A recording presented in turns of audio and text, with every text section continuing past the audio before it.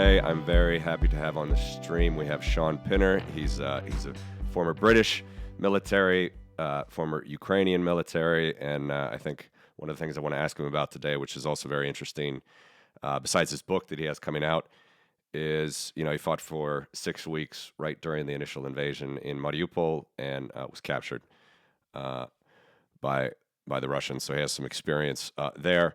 And a lot of other stuff. So Shaun, welcome. Thanks a lot for coming on the stream today. Thank you. Yes, thanks for having me. It's really good to be on. So I followed you for quite a while.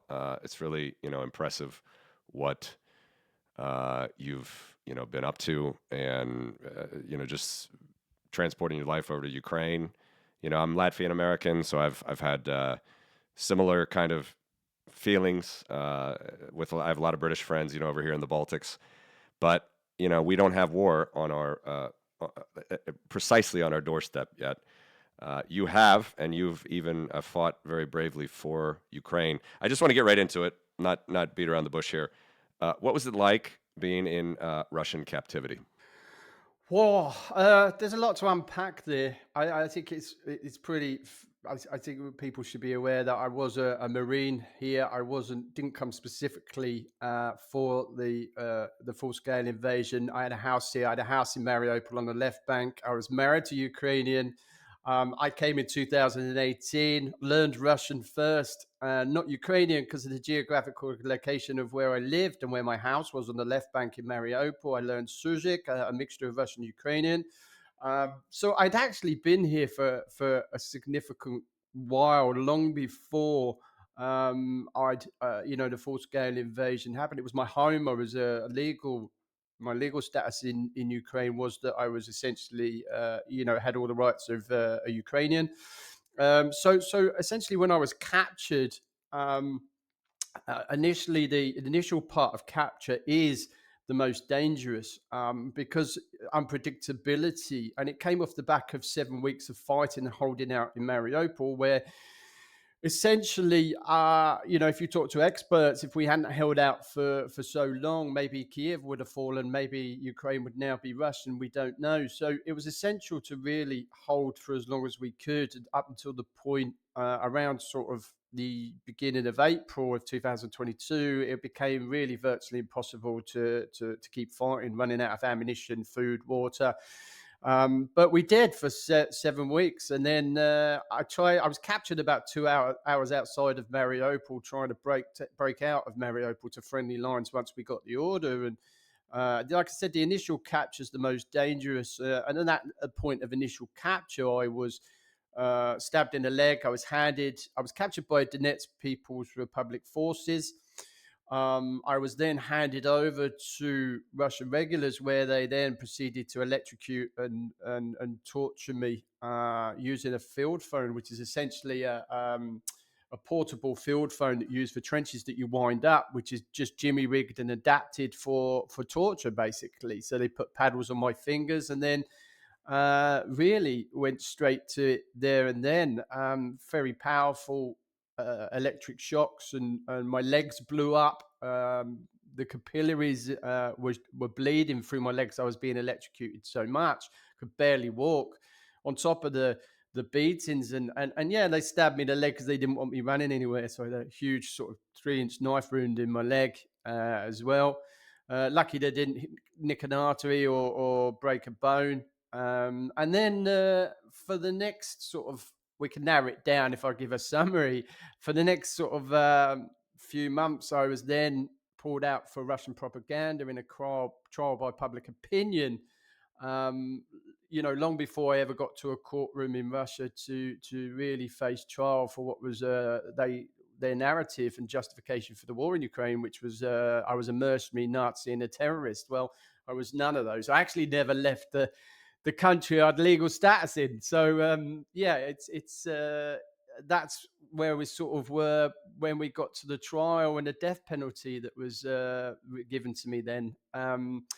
So leading to the exchange. So going back, I mean, the actual captivity is quite a long process, several months. encapsulating sort of different stages. But yeah, it's everything you could imagine, like Second World War, the gulags, and by the time I'd got to trial, I'd look like I was in a Japanese war camp, or Auschwitz or something like that. I was starved for 2 months, given bread at the other day, until I got to trial, where it got slightly a bit easier after I was given a death penalty, where I was moved prisons. But essentially, up until that point, it's extremely hard to keep going. Love to pick your brain on this a lot more, as dark a topic as it is. But I do want to ask you a couple things. Like, you're British. I'm Latvian by way of America, so I have a lot of experience. I didn't serve, but I had a lot of friends in the military, and um, it's very fashionable in the West to you know denigrate sort of the policies and procedures of your own military. Not denigrate, but definitely question them, and certainly without going too much into it, like the Iraq War was pretty formidable in my years, and I had a lot of friends that were, there was a lot of things coming out about torture, or whatever. Uh, Again, I'm not trying to gloss over it, but it's a Mm. whole thing, right? But I grew up reading about Soviets and the Gulag, and like you said, and just the way that they do it. Russia's continued on this tradition. Uh, is it anything like you expected? Is it, how would you compare it to the way that you were brought up in the British military? Can you just a little bit of a flavor of what it was like being, in captivity? Well, Besides what firstly, you I already did, was good stuff already. I'm just yeah. Firstly, I mean, it's fair to say it's quite a long topic, so I'm trying to paraphrase it and stream over it quite quickly because yeah. it's in sort of categories. Initially, for the British military, I was trained. I actually went to America, Fort Lewis and Spokane and Tacoma, and to do my SEER training back sort of some 20 years ago. For those that don't know, it's survival, evade, resist, and escape training you do when you go on to do specialists work within the military. So I actually did mine in America, which was kind of strange. And when we went to America to do it, I had a good grounding in what it was like to be captured and the use of propaganda. So I didn't go in with my eyes shut. I'd had 9 years in the British military. I did 2 tours of Bosnia in the early 90s. I saw the ethnic cleansing at Srebrenica, Sarajevo, and I did 3 years counter-terrorism in Northern Ireland, working there in covert operations platoon, and I was part of my reconnaissance unit within the military. So I went with a 9 years in the British military on, learning how to fight Russians, basically. So I came with all this knowledge. So it wasn't my first rodeo. I'd done 4 tours or 4 rotations on the front line, 2 as a section commander in Ukraine. I got promoted pretty quickly. I was essentially in a forward observation point, 800 meters forward of the first line when the invasion happened. I couldn't got any further forward. So I'd had an idea of what it's like in captivity. So going back to your point about the British military, war crimes should be investigated. Whoever is the perpetrator in it, not just Russians, but war crimes still go on. There's bad elements in every military. The difference between the Russian military and the British military is that in Russia it's systemic. It's the same stories you're hearing is because it's passed on. Knowledge is passed on. It's the same equipment. It's the same brutal torture from the private up to, in my case, where I was taken to black sites and FSB underground prisons to where they did all that nasty stuff. But you've seen the videos of the executions of Ukrainian POWs just this week. Rusich group, a neo-Nazi group in Russia, have offered, money to the first 3 people that execute Ukrainian POWs. It's systemic in Russia. It's like crazy, from the lowest levels that feel they want to be an interrogator to the mainstream FSB and intelligence services. And that goes to civilians. I was in prison with civilians. Anybody suspected of being Ukrainian, anybody suspected of harboring, allegiances to Ukraine were rounded up. It didn't matter whether you were guilty or innocent. You first of all, the structure is in Russia is that you're captured and then you're pretty much tortured under duress. And torture is a really good way.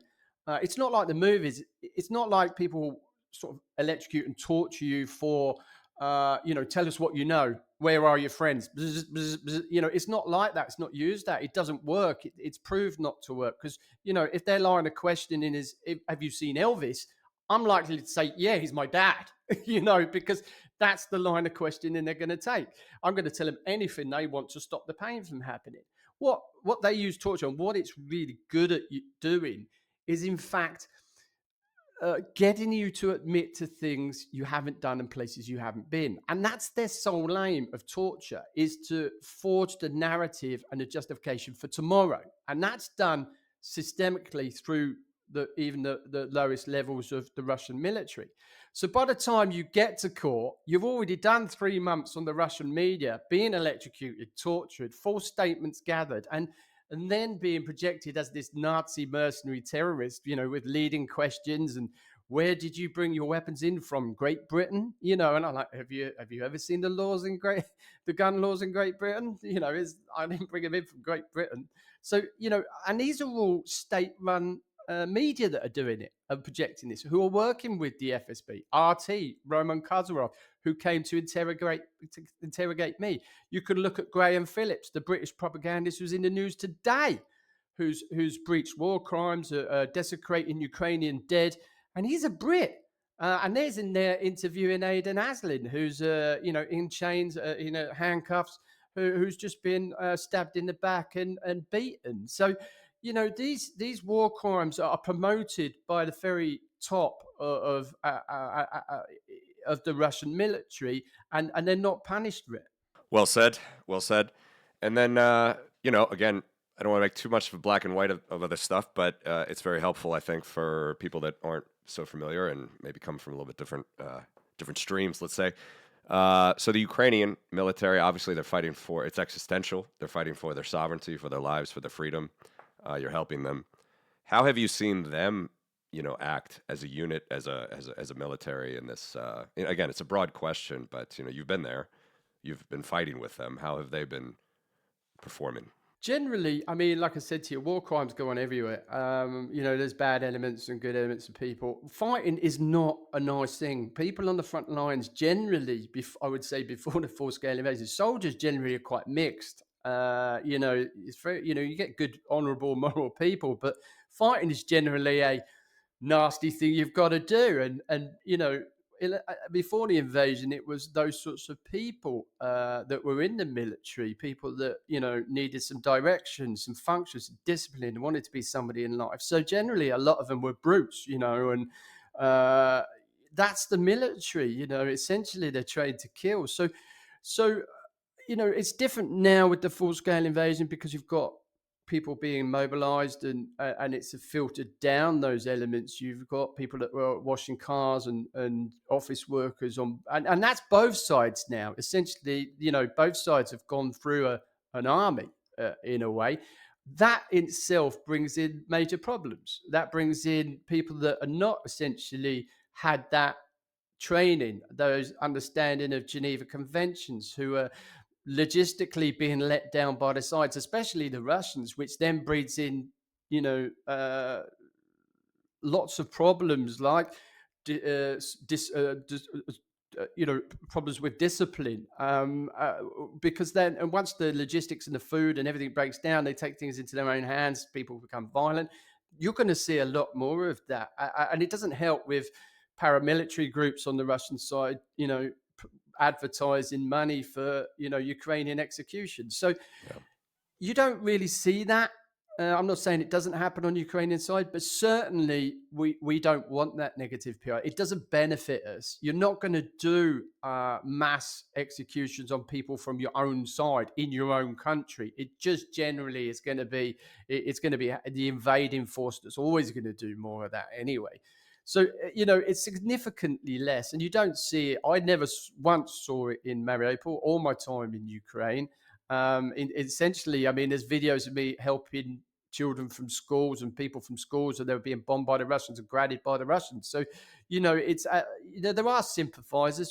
The internet's made it essentially an incredible problem now with accessibility by the foreign intelligence services to recruit people in these countries for money. So, their access to people with alcohol problems, money problems, drug problems, criminal gangs.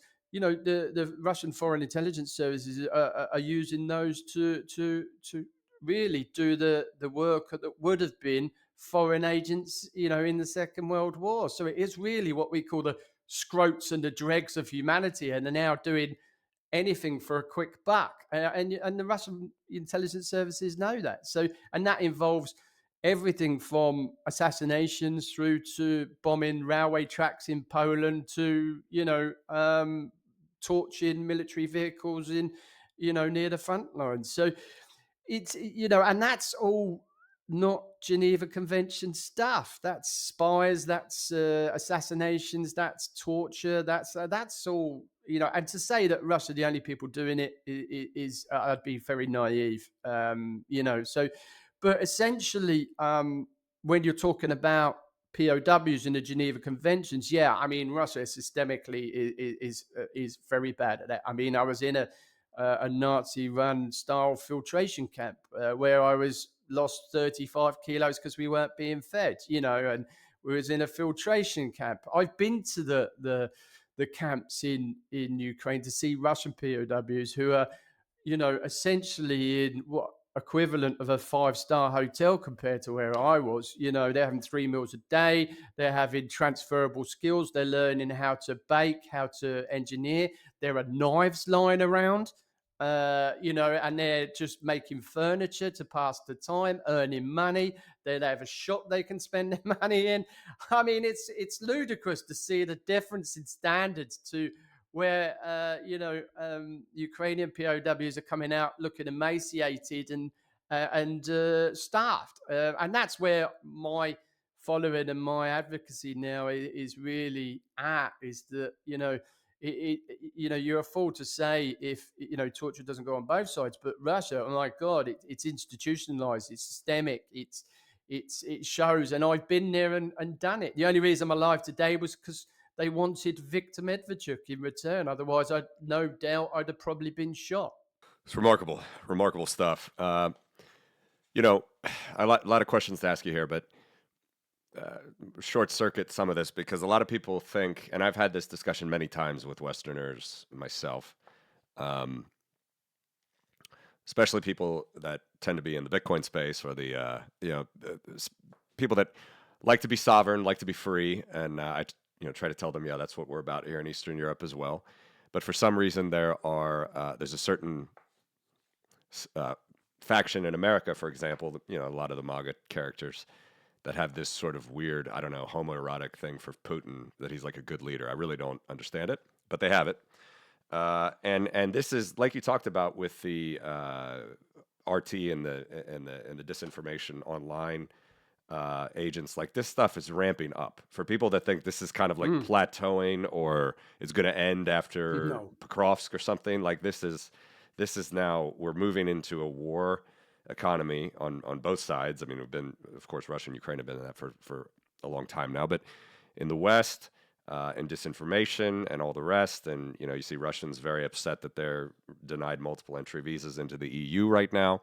All of this stuff is really, really ramping up.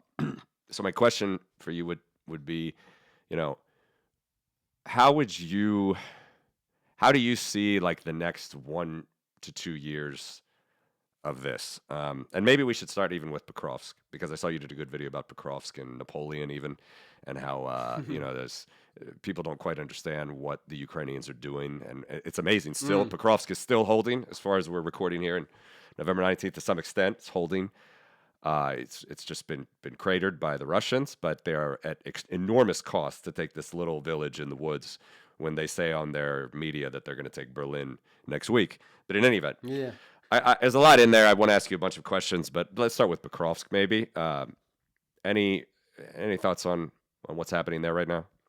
I was asked to write a paper for SIPA, the strategic think tank in America, about my feelings about Ukraine and Pokrovsk, and that went viral, which was quite. I'll send you. You can put in the notes maybe.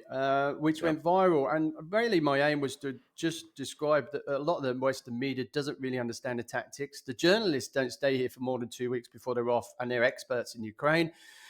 There are no long-term journalists sitting on the front lines. Well, there's very few of us here because now I'm a journalist. I write for my articles for my column and write books and papers now. So there was a very few of us here actually here full-time who understand the politics and what's going on the front lines. And essentially, I think it was about 10 days ago, maybe a little longer now, that Putin was sort of suggesting that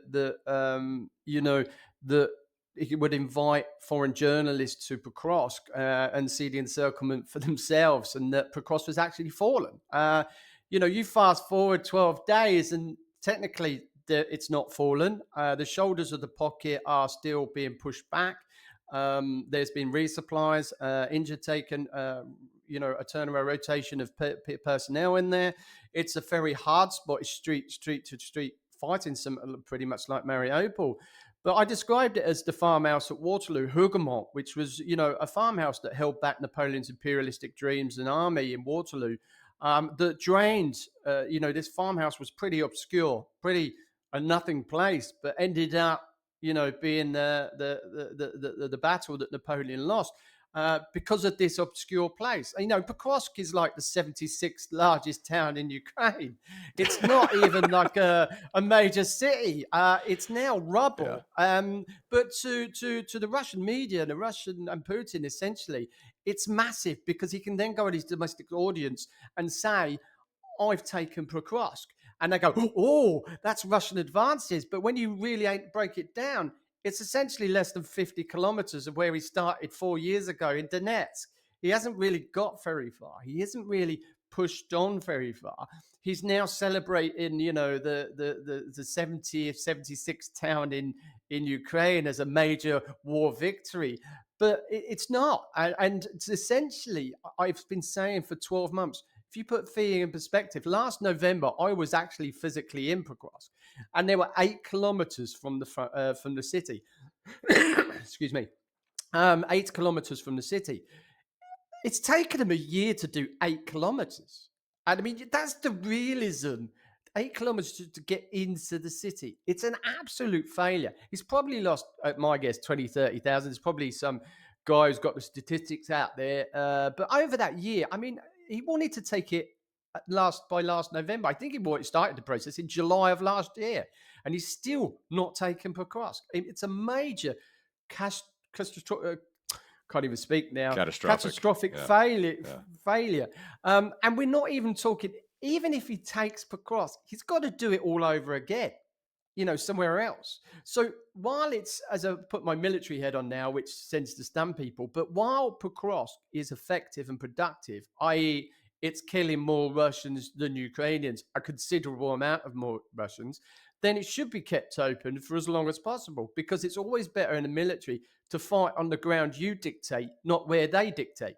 So essentially, if it's just a killing field where Russians really want Pokrovsk and they're just going to keep pumping people in, and the Ukrainians are just going to keep killing them as they come in, it should be kept open as long as possible. And that could be essentially the downfall of Putin. It could be so embarrassing that what you've seen now is the propaganda, Russian propaganda, not even mentioning Pokrovsk for like 2 or 3 weeks now after saying they've captured it. So essentially, it's a massive, like you said, upscaled propaganda war at the moment, because Putin's victories have been very few and far between, and he's sacrificed truckloads of blood for it. So he needs a win. Yeah, he absolutely needs a win. And I want to stick with this and go back to what I was saying, because I try to explain this, that, I've heard this for 3.5 years. Like, Ukrainians just can't fight for their freedom, because if they do, they're just all going to die and they're going to lose their whole country. Like, Russia's just this insurmountable force. And so, no, actually, Russia is a completely corrupt, dictatorial, autocratic, awful place, and you can see it on the battlefield. And yet, we learn all the facts, like you said, and I've heard even more. I mean, I've heard up to 100,000, although that could be with casualties too, just to take Pokrovsk. 100 miles from Avdiivka and Bakhmut, Avdiivka, Pokrovsk. Like this area is unbelievably small. They haven't taken all of it in 3.5 years. Haven't taken the whole of the Donbass even in 3.5 years. And yet, you explain those things, and then people kind of like let up. They're like, oh, okay, well, I guess we don't have to think about this right now. This isn't really a threat to freedom. The Ukrainians are doing fine. Why would you say that that attitude's certainly not right either? I mean, the Russians are not going. They're not going to stop. No, absolutely. I mean, they're not. That attitude's not correct because, as I alluded to in one of my videos lately, it's got a time limit. You know, you can't just keep expecting Ukrainians to bleed, die, fight, lose many men on the assumption, they're all right, they're doing okay. It's only 20% of the country. You know, you can't do that. So essentially, the fight's only as good as the support we get. We have to, support that Hougoumont, that Pokrovsk, that Waterloo. We need to start pushing the emphasis onto Putin, and I think that's where the Ukrainians realise the value of holding on to something like Pokrovsk. I can't tell you if they're going to succeed in that or not, but certainly I think they understand the value of adding holding that area. And then I've seen, even if they do take the cross, I've seen the defensive lines behind it. I mean, there's razor wire, tank ditches, dragon's teeth, and then you've got the artillery, and it's a drone heaven. It's like flat with ploughed fields and country. Extremely hard for an aggressive advancing military to actually make headway, especially through the winter months now with rain and snow and sleet, and it's going to be near on it. So they're just going to get smashed. Even if they do give up Pokrovsk, they're just going to get smashed and they'll have to do it again somewhere else through the winter months. And they'll probably gear up for a spring offensive again, which is normally the case. As soon as the ground thaws, as soon as they start it's the weather starts to warm up. So generally, I don't see this war ending at all. I've never said it would. It's been extremely hard 6 months watching this fake peace process that's been going on between Trump, because what's happened is since the start of the year, the attacks across the cities have escalated. It's Russians firing nuclear capable weapons into Ukraine daily. Even last night in Dnipro, where I'm at now, we had two ballistics coming in. The night before, we had a huge attack on Dnipro.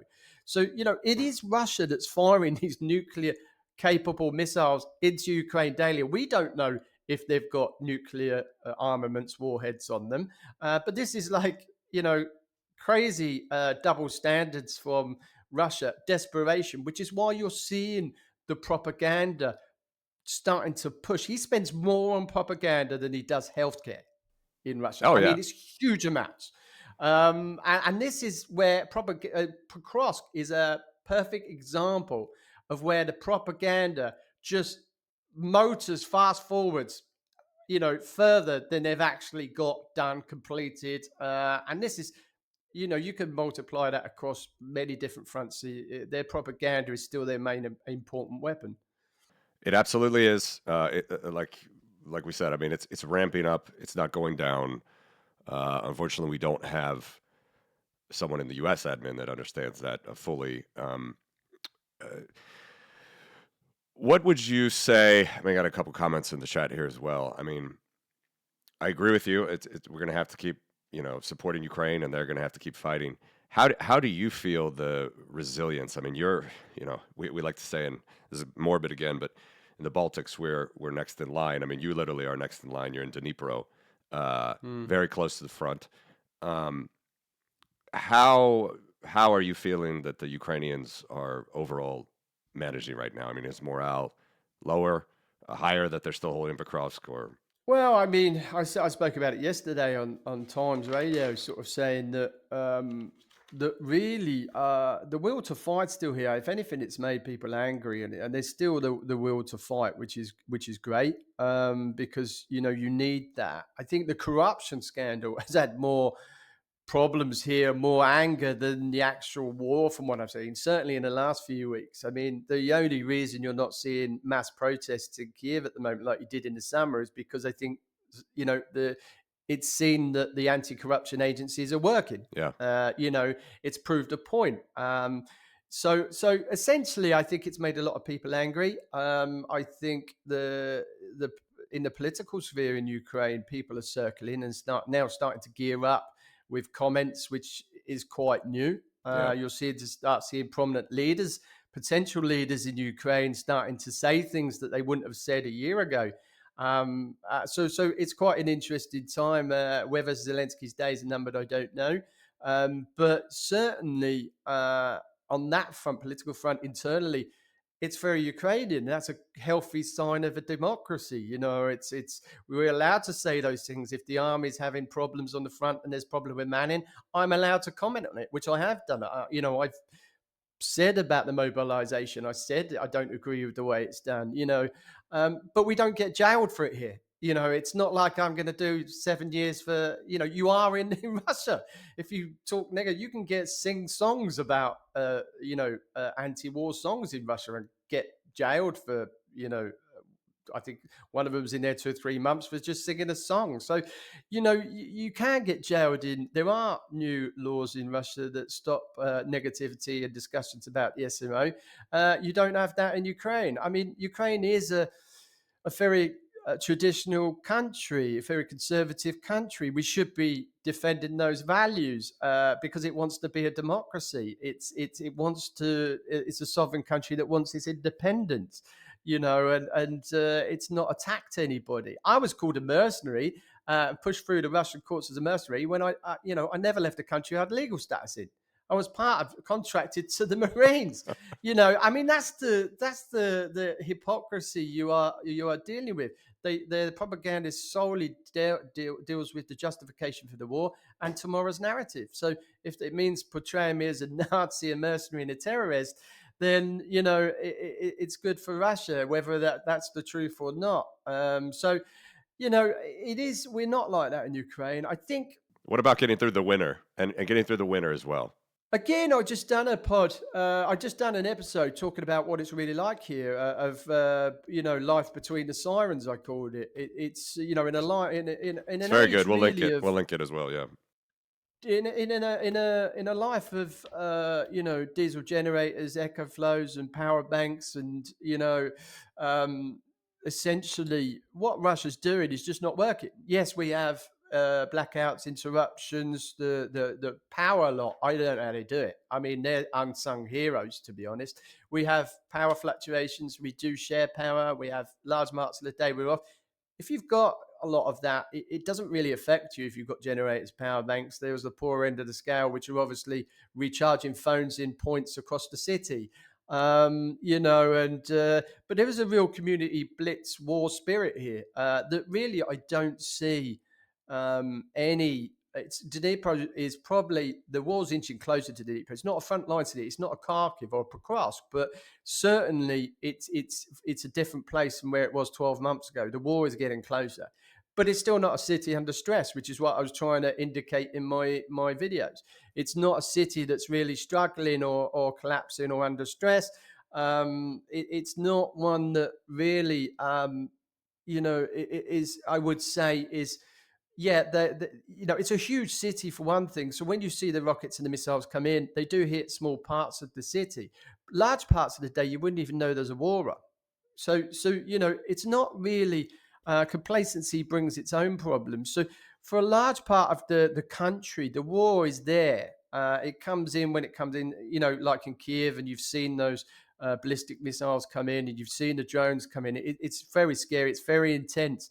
But for large parts of the day, you could go out and take the chance, go to the shops and go to the parks and where there's shelters and people are trying to escape the war for a bit. It isn't, Ukraine, Putin will want you to believe, or the world to believe, that, Ukraine is crumbling. It's not. It's very far from the truth. It's very well organized. Cosmetically, I don't know how they still function. I mean, if, a couple of months ago, the Russian drones started dive bombing the city centre with pedestrians in the city centre. I videoed it. I saw it. In Dnipro. In Dnipro. And you just think, why would you do that? Why? That's just terror. That's just out and out terror of trying to break the back of Ukrainians, and really install so much terror that they then, go to the government and push on the government here, which I don't think is really working. at all. I think we'll see through the winter quite fine. And now you've got deals being made with Greece for gas and more military deals with the French. And it's a long time. But what you're seeing now is if you go back to the start of the war and compare it to now, you're seeing a power shift that's very rarely talked about. You've now got innovations being made. You've got flamingos flying into Russia. You've got refineries blowing up in Russia. Power cuts in Moscow. Power cuts in Belgrade. I mean, the list goes on. Ukraine's driven the Russians who had dominance of the Black Sea out of Crimea and the Black Sea, and they haven't even got a conventional navy. War's changing everything. The power shift is pushing, and this is why the propaganda's going up because Putin sees this, people see this, and they want to hide that with, tracks blowing up in Poland and drones going into Estonia. And, they want to deflect it from here because they know that Putin's failing. And part of what I do is just redirect people's eyes onto what's actually happening. So, you've got now, like I said, much of Ukraine's economy is teetering because of what Ukraine's doing, compared to, let's say, the scandal involving Zelensky and the corruption. Doesn't even meet the same press. That goes headline all across Europe, all across America. Why? When Ukraine is having so much success in Russia, why does that get 80% more traction than the corruption and the successes we're having? So when I go to America, first thing Americans say to me is, "Oh, you're that guy from Ukraine. Ukraine's losing, isn't it?" And you go, "No, no, it's not." And part of it is we've got a tour coming up in America, hopefully around April, where we go to talk to news people and talk to them about the truth of what's happening in Ukraine, taking people with us. So we're trying to arrange a media tour in America to combat those actual, Russian narratives, false narratives. Excellent.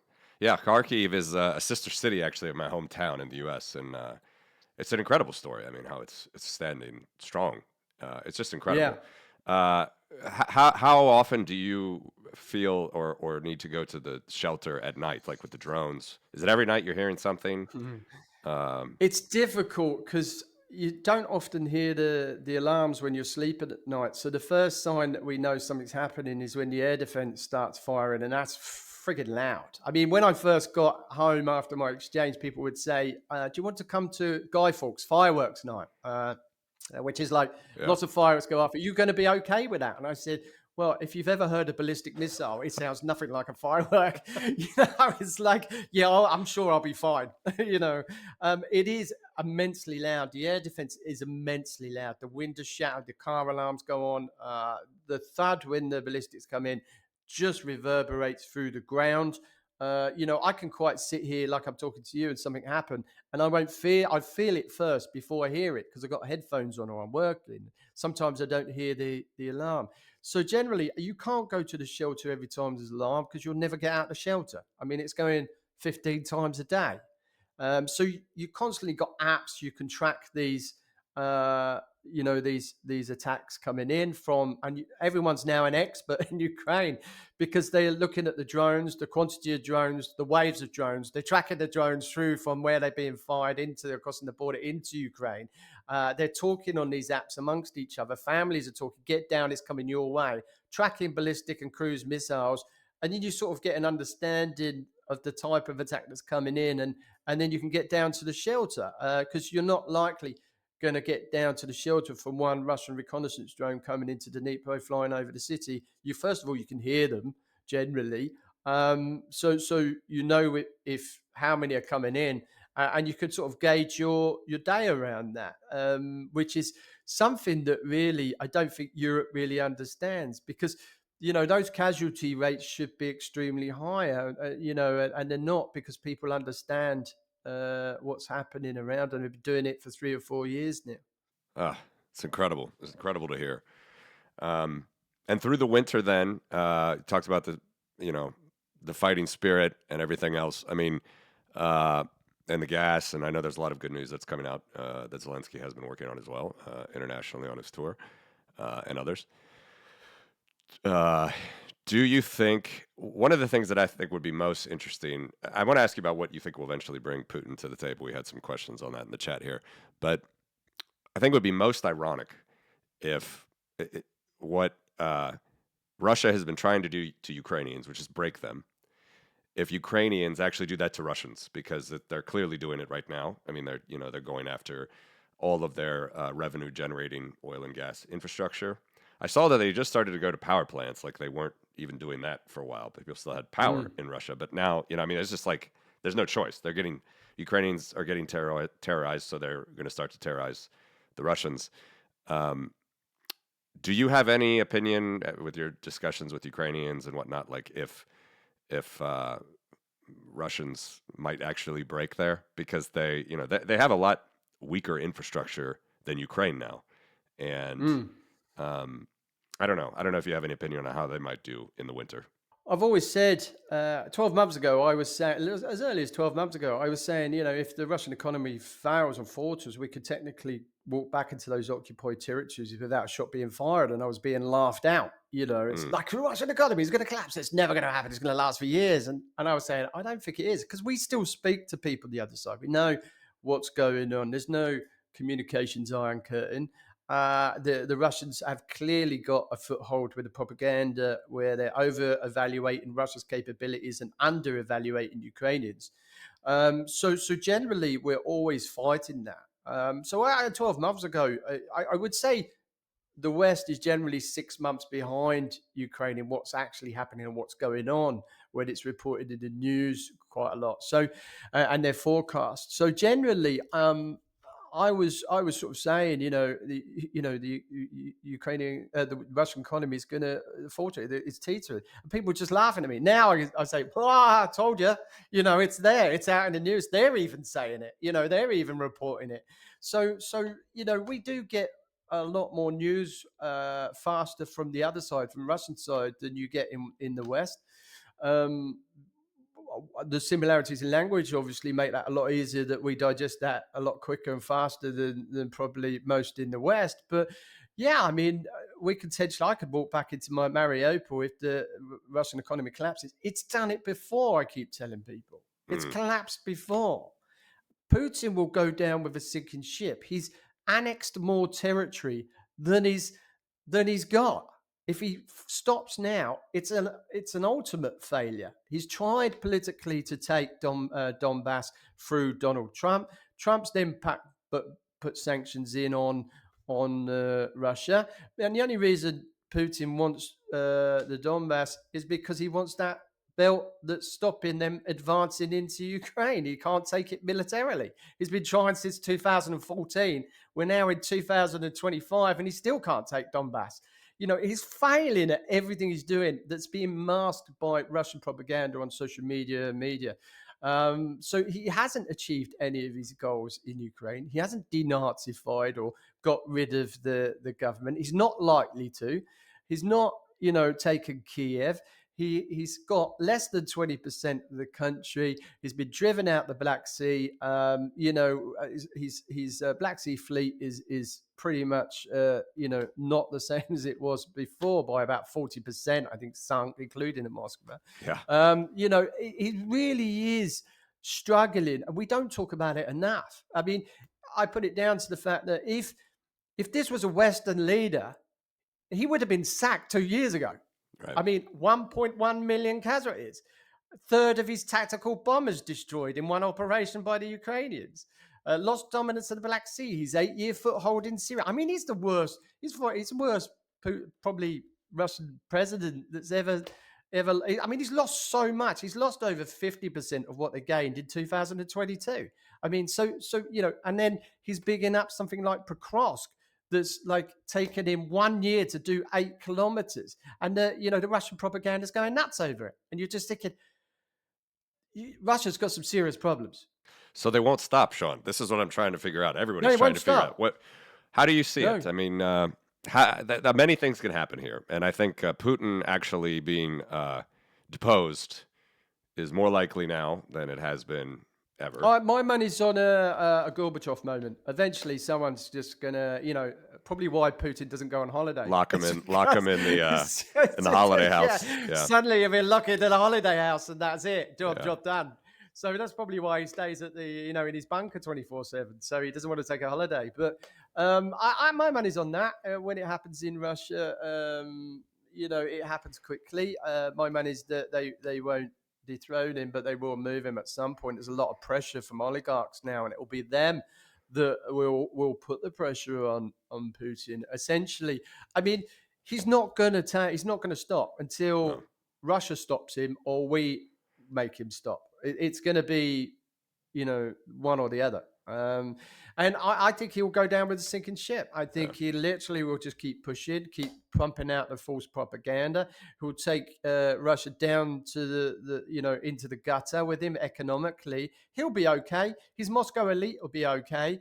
But everybody else will have to suffer, and we'll be back to when I was a kid, seeing the Iron Curtain, the walls go up, and the medical side of in the occupied territories, they've got no water. The medical infrastructure's collapsing. Even Mariupol, especially because we still have people we know in Mariupol are telling us that it's just there's no medical there. And that was when I was there before the full-scale invasion. There was beautiful hospitals there being built. It was a pinnacle of burns units there as well in Mariupol. Now that's all gone.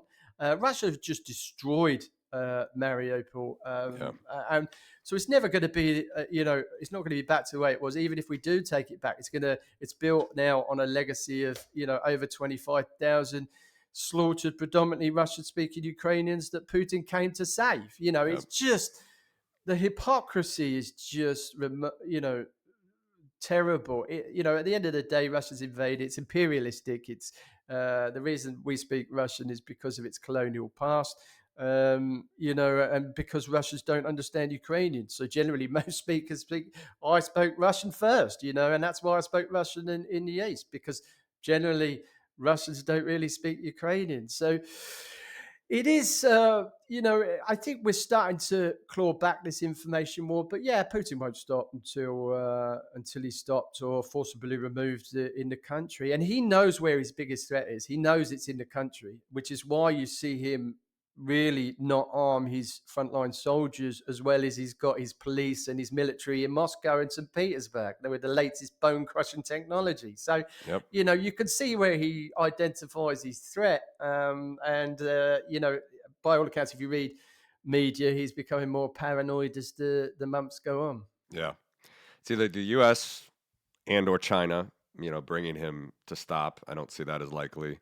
Or it's the two Russian scenarios. It's either the people, and it is true that Russians, they they can suffer a lot, but when they finally revolt, they could do it, en masse, and that's a possibility. Or Mm. the oligarch possibility, like you said, and that, unfortunately, that seems the most likely, I guess, because it's, they're the ones that are closest to him. They could still have some power, even though he really is, but like you said, this iron fist on everything, and all of that changed from, I've followed Russia for years. All that changed after he came back in president in 2011, 2012. He saw Mm. the protests against him, and when Garry Kasparov was running, even in 2008, but he saw that he will never put up with that. Um, Let me shift gears a little bit. So I see Ukraine as like an unbelievably resilient, free, democratic people, suffering tremendously. They're going to have just tremendous, I think, PTSD, anger, fear, an overhang here for decades, but still so unbelievably free. Uh, it's jarring as as an American to see that the support is quite lacking. Um, how do you feel that Europe will do to really help them? Because I personally feel that Europe did, like, I know, economically they did a lot in the first few years, but it really wasn't until last year, I think, or a year and a half Mm. maybe, when they saw that they were just, just throwing waves and waves and waves of bodies at Ukraine, that Europe finally thought, okay, actually, we might need to think about our own security here. Of course, the Baltics, Finland, Poland, same story, always have been the loudest voices. But are you, and of course, Britain. I really do feel that Britain is, if you talk about the Anglosphere, that's the Mm. strongest ally that Ukraine and the Baltics have. How do you feel that the support has been there recently? Do you see it's growing um, at all? I do. I've always been saying that it takes a democracy's gears to grind a lot longer than a dictatorship, and that's been the case. I certainly think when we had the ammunition drought just before Trump was inaugurated in Yeah, his election win, I think we were looking at a summer. We didn't know if we were going to make it past the summer. I think we were really concerned that without the ammunition we would lose Ukraine, and that was Trump.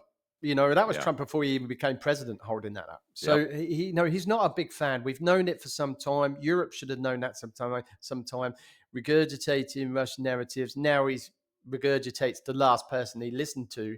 I've never been a Trump fan. I couldn't care who is elected to American presidency. I wasn't a big fan of Joe Biden either.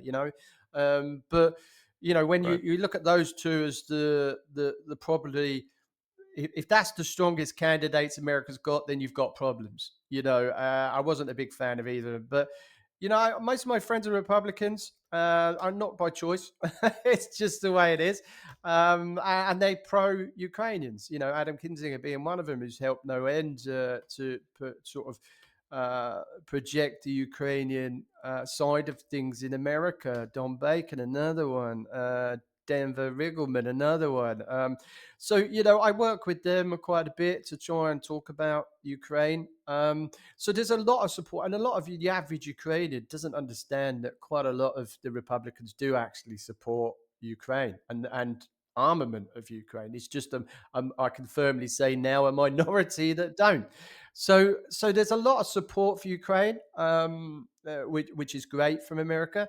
I think Ukrainians are so polite; they bracket Americans now in three categories in the coffee shops and stuff. I was hearing somebody the other day saying, that Biden lot, Trump's administration, and when everything goes okay and they get some stuff from America, it's America. It's like they're so polite in trying to not offend anybody. It's like when everything's bad now, it's the Trump administration. It's not America, it's the Trump administration. So I find that quite nice that Ukrainians are doing that, not to upset anybody.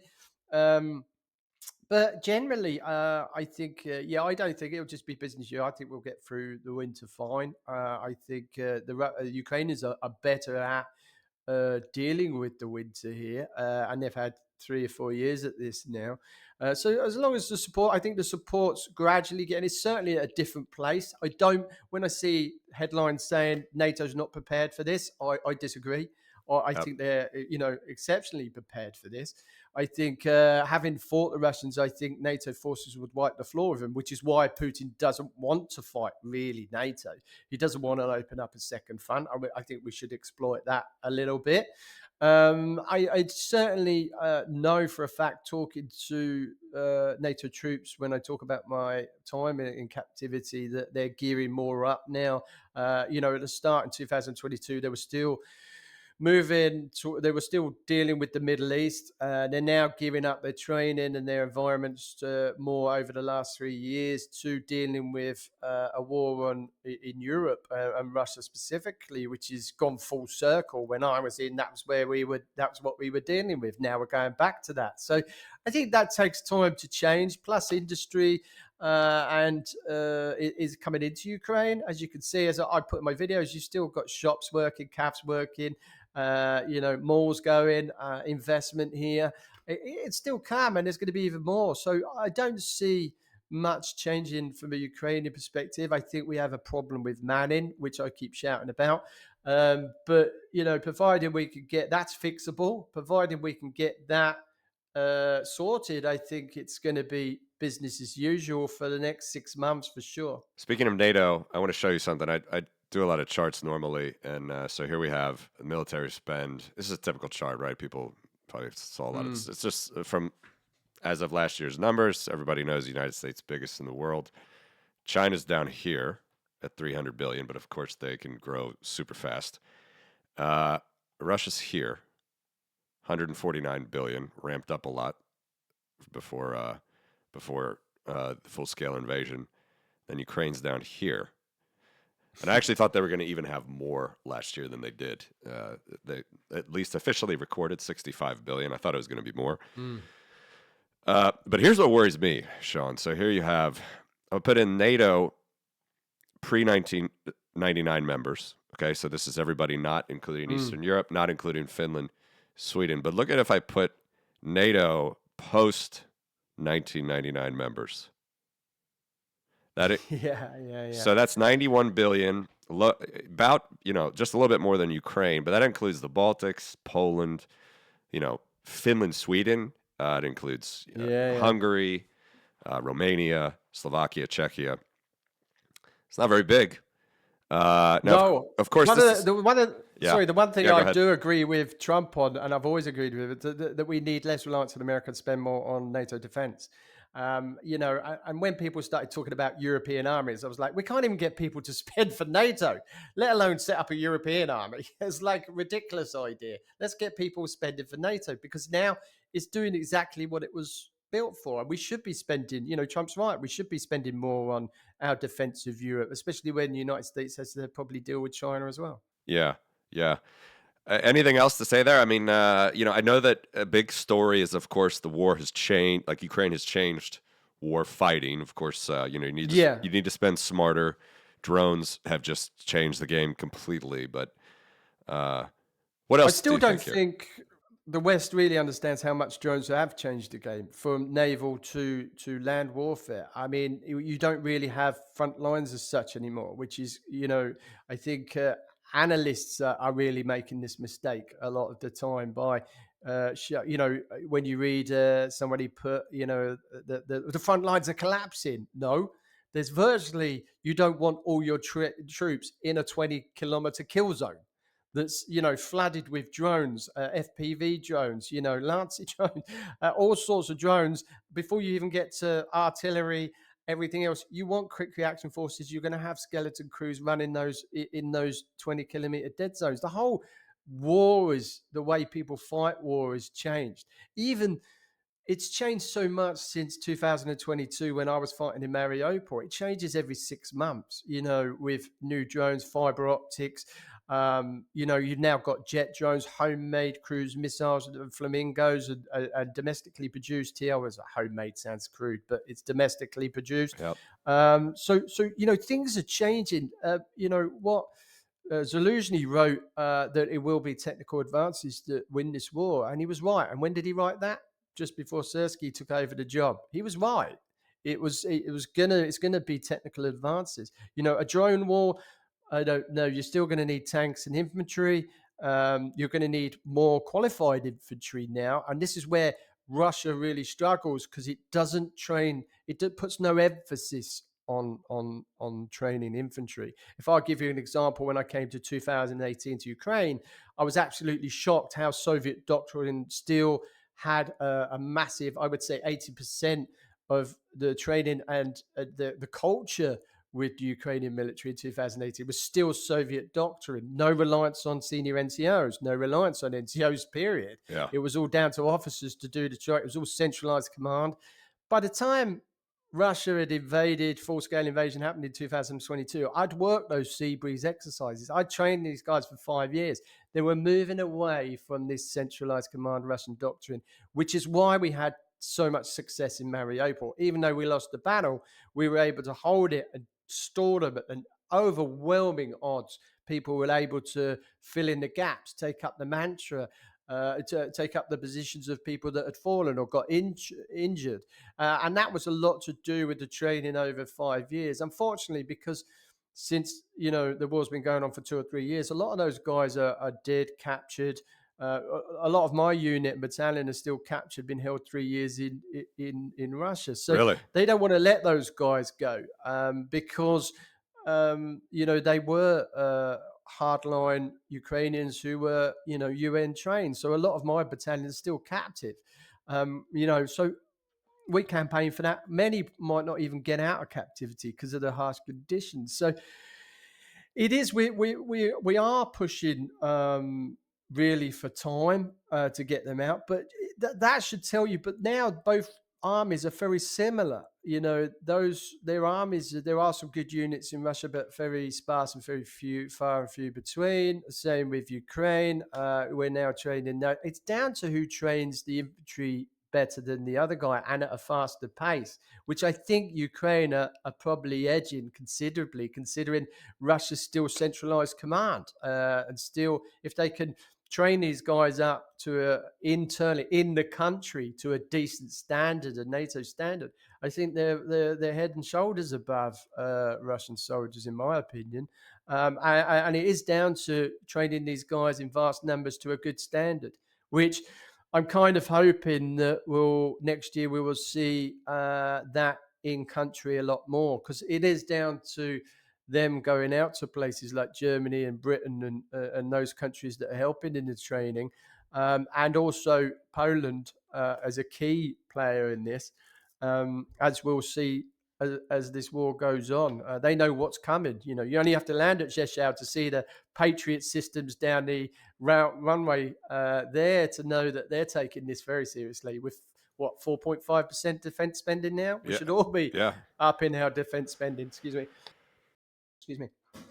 We should all be up in our defense spending. So I'm not an economist or a geopolitical expert. I'm a military guy who's had to sort of really learn all this on the hoof since my exchange, really, because as a military man, I spent a large part of my military career under the radar. I didn't want to be in the public eye. Now, if I'm myself talking to you about military spends and NATO, Europe, and Britain, so it's a bit of a culture shock. I mean, I'm a wannabe economist. Just enjoy talking, to people like you and talking about a lot of different things, a lot about Bitcoin and stuff, which I actually want to ask you briefly later. But when you were fighting for them, there was $7 billion a year, military. Now they're 10 times more, probably more. That's off book here. But Russia, of course, is growing too, and they're going to keep growing.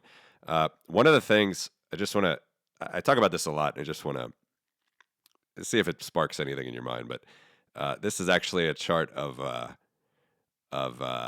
who has a toilet in their country. And Russians famously stole toilets and washing machines when they invaded Ukraine in 2022. So I'm a firm believer that if you have money, typically you're not going to want to squander it and lose. If you have wealth, you're not going to want to squander it. So this is not like if you have a septic tank or anything. This is literally if you're using the outhouse or not. You can look at it, WHO website, if people want to see it. But so you got the usual suspects. U.S. here, 97% has a safe, safely managed sanitation toilets or sanitation services. We go down all the way to 64, and we see Russia. And this is, So this is a self-proclaimed superpower. Exactly. So this is literally 61% as of 2022. I'm sure it's worse now.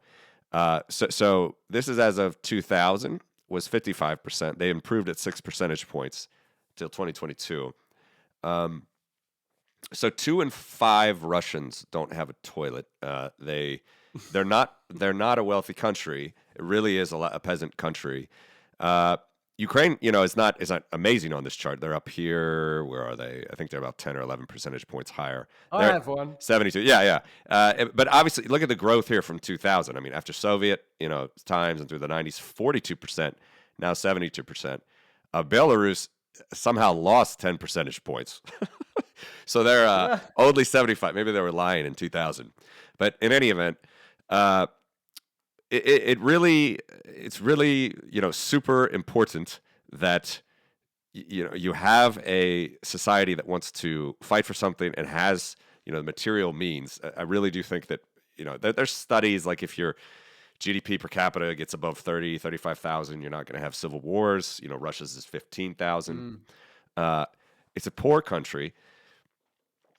When you were like fighting them, where you were in captivity, I mean, is there anything that you could see that would sort of We talked all about your torture already at the top of the show. If people didn't see that part, but it's just it's just a savage.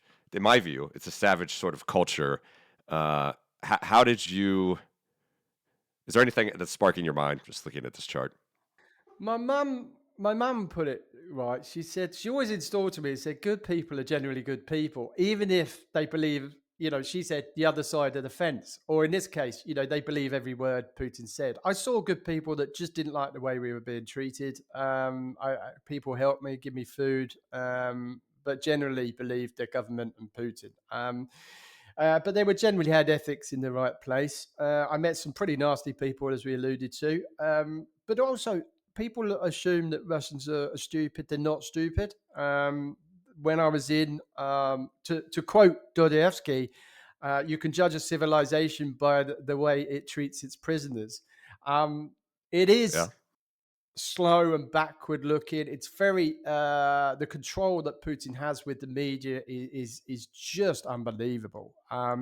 But Russians know. When I was in, they would complain. I would hear them talking about how they didn't trust the what they were being told through the media. There was a lot of disgruntled people saying we're not being told the truth. One of the situations was that when I got to my second prison around in June, the Ukrainians were quite a considerable away from Makivka in Donetsk. By the time I was released in September, they were at the doorstep. And the Russian media was going, no, there's nothing to see here. Everything is fine. Yet, you could count the artillery and the mortars. It went from artillery to then mortars. Then you knew they were 4 kilometers away. We thought we were going to get liberated long before we would ever get exchanged. yeah, So you know, even the Russians there in the prisons were saying, "Oh, this media shit," but they would still listen to it to get an idea of maps and what's going on. But you couldn't trust it. And I would sit in the if I got a glimpse of something or a TV or a radio snippet, I'd listen to in a car traveling from A to B or something. I would listen to it, and you can imagine the good guide to go on was that if Russia reports anything bad, it's 3 times as worse as they're reporting. right, precisely. And if anything they're reporting is good, is generally you can knock 50% off that. And that was just a general rule of thumb what we used when we were over the other side because we understood where we were captured. We understood the lay of the land. We knew, the Russians were saying that were Abraham's tanks, weeks before they'd even got in country. It was like, yeah, we've shot down 3 Death Stars. I mean, that's just a joke here, about, we've killed 6 Zelenskys. It's just, that's Russian media. That's Russian propaganda. It's almost some of the Russians, when I was over the other side, understood that. Yeah, That was the case. It was, Saving Private Ryan, the Statue of Liberty is kaput. It's still like that in certain parts of Russia. So it is very controlled environment. Something I certainly didn't. I'd never been to Russia before I was captured, and I went to obviously Russian-held Donetsk, and you could tell the Russians from the people from that area by accents, which I found quite interesting, and generally their general demeanour. So yeah, I certainly uh, saw some good people while I was in captivity. It wasn't all bad. So there's hope. yeah. There is. I still want to show you one more though. You might have seen this, maybe not. So this is the abortion rate. This is kind of Oh, it's interesting. high there. Yeah, I didn't really know why Georgia and Azerbaijan, two neighboring countries, Caucasus countries, former Soviet countries, one's Christian, one's Muslim. They lead the pack here. But you go down to number 12. So we have this, this in the American mindset. Actually, like you said, most Americans support Ukraine. Most Americans support freedom. But we have this weird reactionary Putin homoerotic thing, like from Tucker Carlson. And he Oh, bread. yes, Oh, bread. bread. Exactly. Yeah. He finds bread Yeah. at a French run store in Moscow, and uses amazed that they have shopping carts there. But so apparently this is a country with again. It's not necessarily about shitting on Russians here. It's about propaganda is a strong word. I don't think people quite understand it. they feel threatened when you talk about propaganda. Sometimes Yeah, they kind of feel stupid, or they like I can explain that when you're done, yeah, yeah, actually. please. But we have here the facts. Like, it's if you say that most Russians, vast majority, don't go to church. Vast majority are not Christian, if you call it a Christian nation. But if you compare Russia here, this is 2015 to 2019 average per 1,000 women, 46 abortions, number 12 in the world. Ukraine's all the way down here, 96th in the world, Yeah, yeah, yeah. 21. Baltics are around here. Most, again, wealthy, civilized, normal nations are lower on the ranking here. So again, the propaganda is very strong for people in how they view and hear about Mm. what this sort of magical, mystical Russian country is. What do you think about this? Well, I mean, one of the Kremlin's weapons is to use free speech, or what they call free speech. As far as I'm concerned, if you're an anonymous, including friendly now, friendly handles, if you're anonymous and you offer an opinion, you don't really essentially have an opinion if you can't back it up with your name. And I think generally, you can't really look at X or anything like that we as a tool for news, but it is, and that's the problem. People are it's a TikTok generation. It's a 30-second soundbite generation where news is now and Russia are really good at using that. And propaganda isn't about so much free speech. Yeah, propaganda is really targeting a minority or targeting a class of people. It's actually Ukrainians in this point, as being, let's say, Nazis, mercenaries, terrorists. And when you challenge that, the first thing a lot of people, including people like Graham Phillips, it's free speech. I'm entitled to free speech. No, you're persecuting. That's different. That's incitement. That's not free speech. That's not, um, you know, really what free speech is all about. Free speech is, it's in my opinion, I'm going to, telling untruths is not free speech. That's just lying. I'm not a Nazi. Mariupol was at Brandenburg. That's not free speech. That's just you lying to make your point. Unfortunately, Russia uses that in many, many areas. Now, especially with people like Tenant Media that have Yep. come to fruition, Russian RT, who are complicit in my torture, are allowed to air their wares on Rumble. So they're getting a direct link into American homes. This is a state-run Russian media outlet that's able to torture people and then project that into American homes, which is deeply, from my perspective, very frustrating. And when you challenge that, it's free speech. That's not free. Where was my free speech? Where was I saw a very big propagandist on X use the Ukrainian lady that was murdered on the subway or a bus in America recently, who escaped the war, who was killed on a bus by, and somebody was saying the Democrats did that. And I was like, that's not free speech. That's just targeted Democrats using a Ukrainian who's escaped the war and died in America.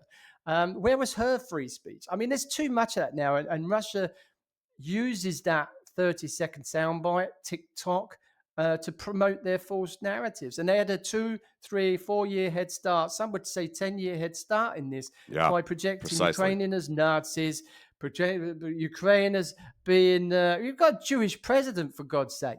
We had a Jewish deputy. It's one of the biggest Jewish communities in the world outside of America and Israel in Ukraine. So we were all Nazis. I'm a mercenary when I never left the country I had legal status in. I mean, you could go all day. NATO expansion. I mean, Russia invaded Crimea and East Ukraine long before NATO expansion was even a buzzword, in 2014. Yeah. We had the European Cups in Donetsk, and it was doing very well. But it is down to Russian imperialism that this war is going. And those TikTok videos and those paid propagandists that aren't journalists who hide behind free speech, and those TikTokers who promote Russian imperialism and genocide with no real name and no handle are pumped out. Most of those are bots that are pumping out opinions using AI. propaganda is a tool for this war now. Real journalism is taking a real battering at the moment. People that have actually got ethics, and report non-bias. That's taken a that's taken a back seat to your social media, TikTok videos where young kids growing up looking at you know Tucker Carlson and making a decision based on that. Oh my God, Russia's got bread. I did one, and Mickey taken out, and I did a Tucker Carlson clip and my clip where we got robots in Atterbury in Ukraine. It's got robots driving around the floor in the shopping malls. I was thinking, well, if he comes here, he's going to have a meltdown. Yeah. If he's getting all gooey about bread in Russian and French supermarkets in Russia. So yeah, I mean, the propaganda is rife. I mean, that's where most of my followers come now because I just talk how it is on the ground here, and I don't think there's enough of us doing it. To be fair, No, there's not. I mean, there's really not. It's heroic what you've done and what you've been doing, as well as every Ukrainian. Uh, Listen, I mean, we could talk more. I want to be respectful for your time here. It's been over an hour. Anything to say about your book? I wrote a book really just to a narrative was formed about me in while I was in captivity when I didn't really understand till I was released and saw the news and what was said, and I even made it on those famous propaganda shows where they wanted to decide whether I hang me or shoot me. That is Russia. So I wanted to tell my story and not the propaganda story that Russians pumped out while they held me in captivity. I was only released because they wanted an exchange. It is brutal. Also, I didn't go in with my eyes closed. I had 13 years in the military, 5 of those in Ukraine. It is a testament to what Russia is doing in Ukraine. The Nazi-style filtration camps, the brutal torture of civilians, and ethnic cleansing. Recently, there was an expose of where they're moving Ukrainians from east of Ukraine to Siberia now.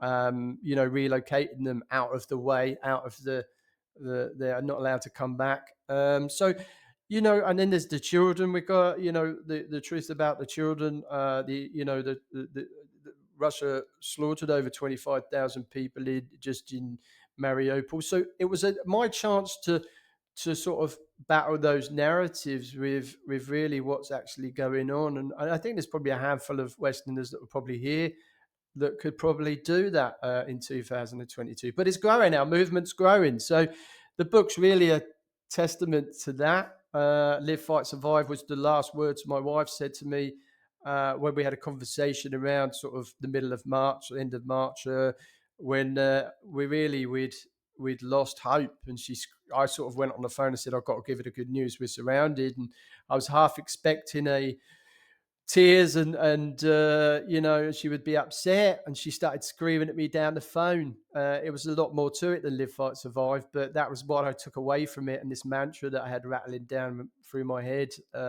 She was screaming at me saying, you boys are doing an amazing job, keep fighting, you get home. And that stuck, and that mantra stuck. So now just used it to put on a book. It's wonderful, Shaun. Listen, I mean, It's been a pleasure. yeah, I'd love to chat more, maybe down the road as things develop. Really appreciate your It's in perspective. Lithuanian too, so you can get it in Lithuanian. And Latvian as well? I don't know. Estonian and Lithuanian. I don't know if Latvian, because it's down to distributors, unfortunately. But yeah, okay. I know it's in Lithuanian and Estonia. Okay, fantastic. Well, listen, let's.